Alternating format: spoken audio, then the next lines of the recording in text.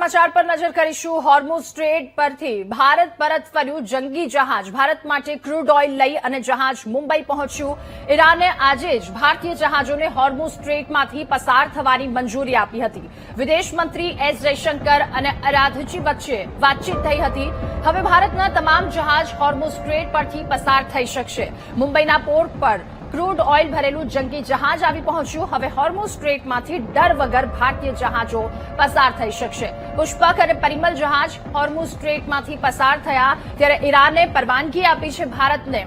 Iran Israel અને America સાથે સંકળાયેલા ન હોય તે પ્રકારના જહાજ અહીંયાથી પસાર થઈ શકશે। જો કે બુધવારે રાત્રે અમેરિકી એક જહાજ પર ઈરાને હુમલો કર્યો હતો। આ તમામની વચ્ચે ભારત માટે સૌથી મહત્વના એ સમાચાર, ભારતના જહાજોને ત્યાંથી પસાર થવા માટે ઈરાને મંજૂરી આપી છે।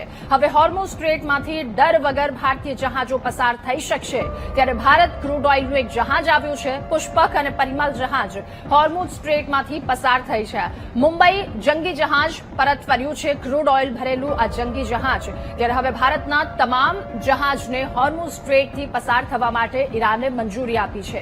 જો કે એ ઇઝરાયલ અને અમેરિકા સાથે સંકળાયેલા ન હોવા જોઈએ તે પણ વાત તેમના દ્વારા રજૂ કરવામાં આવી છે। વિદેશ મંત્રી એસ જયશંકર અને ઈરાનના વિદેશ મંત્રી કે જેમના વચ્ચે આ વાતચીત થઈ।